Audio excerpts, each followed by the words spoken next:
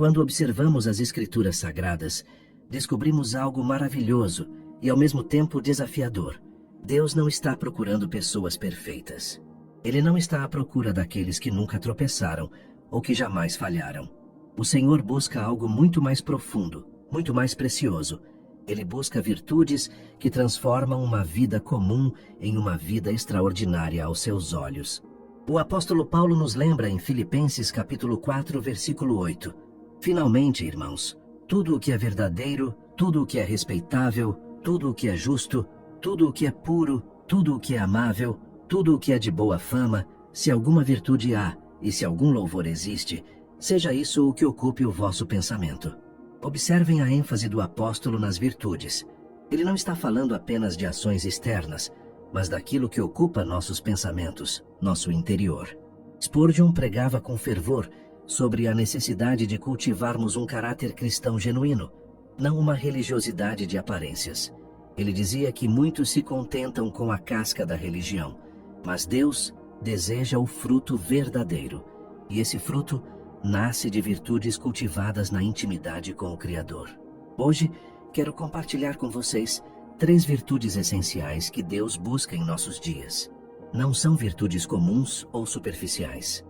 São virtudes avançadas, profundas, que requerem maturidade espiritual e uma decisão deliberada de andar nos caminhos do Senhor. São virtudes que, quando presentes em nossa vida, nos destacam em meio a uma geração confusa e sem direção. A primeira virtude que Deus busca hoje é a humildade genuína. Não estou falando daquela falsa modéstia que se apresenta humilde apenas para ser vista pelos homens. Estou falando de uma humildade que nasce do reconhecimento real de quem somos diante de Deus. Uma humildade que nos faz dobrar os joelhos, não por obrigação religiosa, mas por compreensão profunda da nossa dependência total do Pai Celestial. Jesus Cristo, nosso maior exemplo, nos ensinou sobre a humildade de forma incomparável. Em Mateus capítulo 11, versículos 28 a 30, ele nos convida: Vinde a mim, todos os que estáis cansados e sobrecarregados, e eu vos aliviarei. Tomai sobre vós o meu jugo, e aprendei de mim, porque sou manso e humilde de coração, e achareis descanso para a vossa alma, porque o meu jugo é suave, e o meu fardo é leve. Prestem atenção nessas palavras preciosas. O próprio Filho de Deus se apresenta como manso e humilde de coração. Se o Criador do Universo, aquele que sustenta todas as coisas com a palavra do seu poder, se apresenta com humildade, o que dizer de nós? A humildade genuína não diminui nossa dignidade. Pelo contrário, ela nos eleva aos olhos de Deus. Quantas vezes, meus amados, nos pegamos querendo ser reconhecidos, aplaudidos, exaltados? Quantas vezes nossas orações são mais sobre o que queremos receber do que sobre o que podemos ofertar ao Senhor? A humildade genuína inverte essa lógica. Ela nos coloca no lugar certo, reconhecendo que tudo o que temos e tudo o que somos vem da graça divina. Deus resiste aos soberbos, mas dá graça aos humildes. Esta verdade, repetida tanto por Tiago quanto por Pedro nas suas epístolas, não é uma simples frase de efeito. É uma lei espiritual que governa a relação entre o Criador e a criatura. Quando nos aproximamos de Deus com humildade, abrimos as comportas do céu para que sua graça flua abundantemente sobre nós. A segunda virtude que Deus busca em nossos corações hoje é a fidelidade inabalável. Mas não se enganem, amados. Não estou falando daquela fidelidade que dura apenas enquanto tudo está indo bem. Não é a fidelidade que se mantém firme apenas nos dias de sol, quando as bênçãos estão caindo como chuva e a vida sorri para nós. Estou falando de uma fidelidade que permanece mesmo quando as circunstâncias gritam para que você desista. Uma fidelidade que se mantém de pé quando todos ao seu redor estão caindo. Uma fidelidade que não negocia seus princípios, não importa o preço que precise pagar. Vejam o exemplo de Daniel, aquele homem extraordinário que viveu em uma terra estranha, cercado por uma cultura que ia contra tudo o que ele acreditava. O rei Nabucodonosor havia levado Daniel cativo para a Babilônia quando ele ainda era jovem.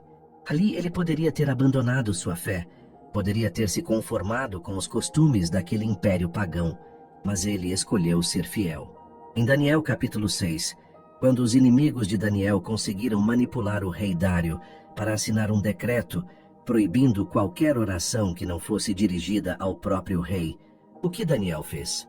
O versículo 10 nos conta: Daniel, pois, quando soube que a escritura estava assinada, entrou em sua casa e em cima, no seu quarto, onde havia janelas abertas do lado de Jerusalém, 3 vezes por dia, se punha de joelhos e orava e dava graças diante do seu Deus, como costumava fazer. Que fidelidade maravilhosa! Daniel sabia que aquela oração poderia custar sua vida. Ele sabia que seria lançado na cova dos leões, mas sua fidelidade a Deus não era negociável. Ele não precisou pensar 2 vezes, não precisou consultar ninguém. Sua decisão já estava tomada há muito tempo, no íntimo do seu coração. Quantos de nós, meus queridos irmãos, negociamos nossa fidelidade quando as coisas ficam difíceis? Quantas vezes abrimos mão dos nossos princípios porque seguir a Deus parece custoso demais? Quantas vezes silenciamos nossa fé para não sermos mal interpretados ou rejeitados? Deus não está procurando pessoas que o servem apenas quando é conveniente. Ele busca aqueles que são fiéis nas pequenas coisas, porque sabe que esses também serão fiéis nas grandes. Jesus nos ensinou em Lucas capítulo 16, versículo 10. Quem é fiel no pouco, também é fiel no muito. E quem é injusto no pouco, também é injusto no muito. A fidelidade inabalável se manifesta nas escolhas diárias. É ser fiel no casamento, quando a paixão inicial já passou e o relacionamento exige trabalho e dedicação. É ser fiel na igreja local, mesmo quando surgem conflitos e imperfeições. É ser fiel nos compromissos assumidos, mesmo quando aparecem opções aparentemente melhores.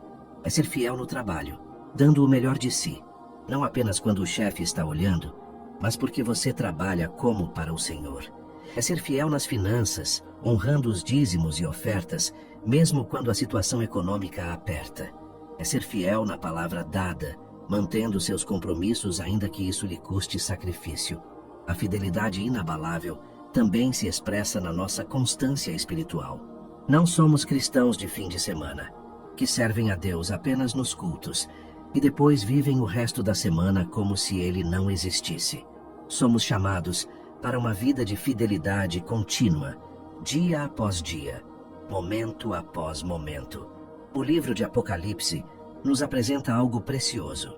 Em Apocalipse capítulo 2, versículo 10, Jesus fala à igreja em Esmirna: "Sê fiel até a morte, e dar-te-ei a coroa da vida."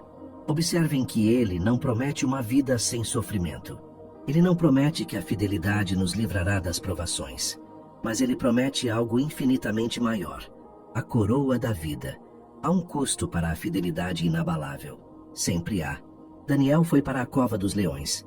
José foi parar na prisão por ser fiel. Os 3 amigos de Daniel enfrentaram a fornalha ardente. Os apóstolos foram perseguidos, presos, martirizados. A fidelidade a Deus nem sempre nos livra das dificuldades, mas sempre nos sustenta através delas. Mas aqui está a beleza dessa virtude. Quando somos fiéis a Deus, Ele é infinitamente mais fiel a nós. Quando Daniel estava na cova dos leões, Deus enviou seu anjo para fechar a boca das feras. Quando os 3 amigos estavam na fornalha, um 4º homem apareceu no meio do fogo. Quando José estava na prisão, Deus estava preparando sua elevação ao posto de governador do Egito. Nossa fidelidade não passa despercebida aos olhos de Deus. Cada ato de lealdade, cada momento em que escolhemos permanecer firmes quando seria mais fácil desistir, cada decisão de honrar nossos compromissos, mesmo quando ninguém está vendo, tudo isso está sendo registrado no céu. Em 1 Coríntios capítulo 4, versículo 2, Paulo escreve: "Além disso, requer-se dos despenseiros que cada um se ache fiel. Deus nos confiou dons, talentos, recursos, relacionamentos, oportunidades. Somos dispenseiros, administradores daquilo que Ele colocou em nossas mãos.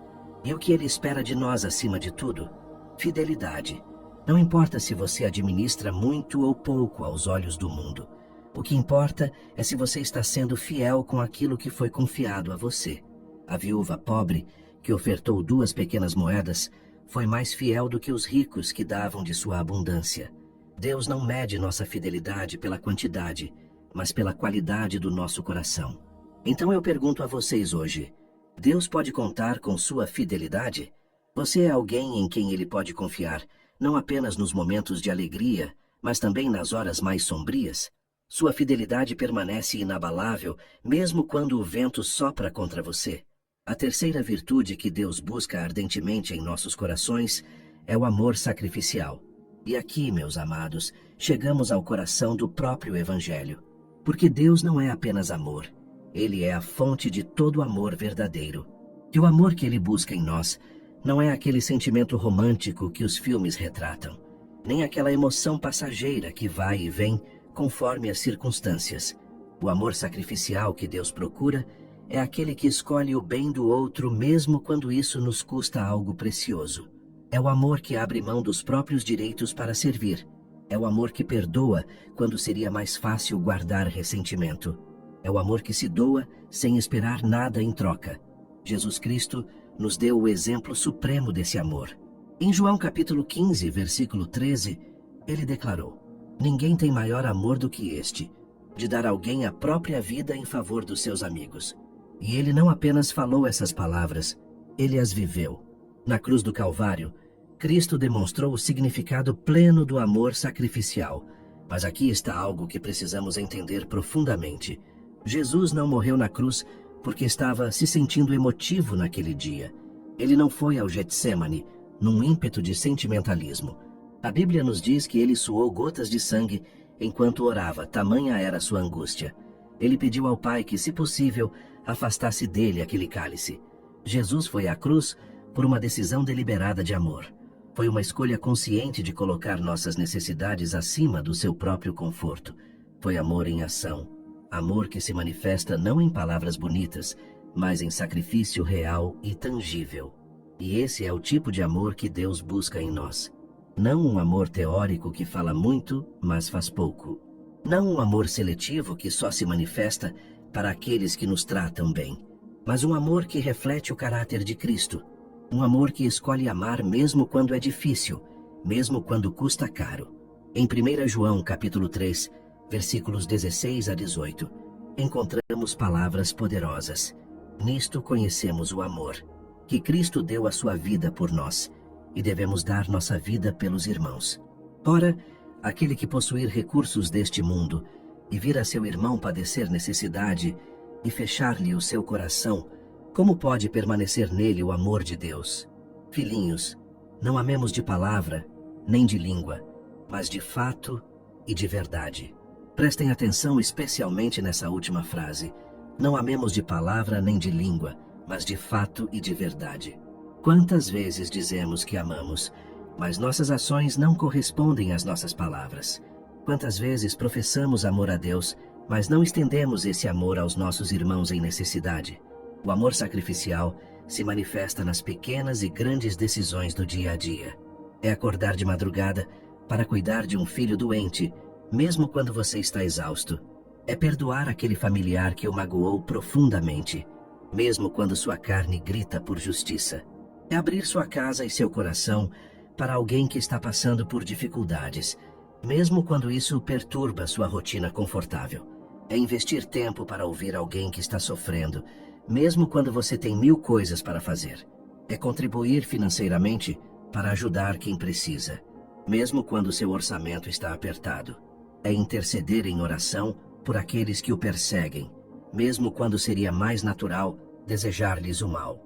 Jesus nos ensinou algo revolucionário sobre o amor em Mateus capítulo 5, versículos 43 a 45. Ouvistes que foi dito: amarás o teu próximo e odiarás o teu inimigo.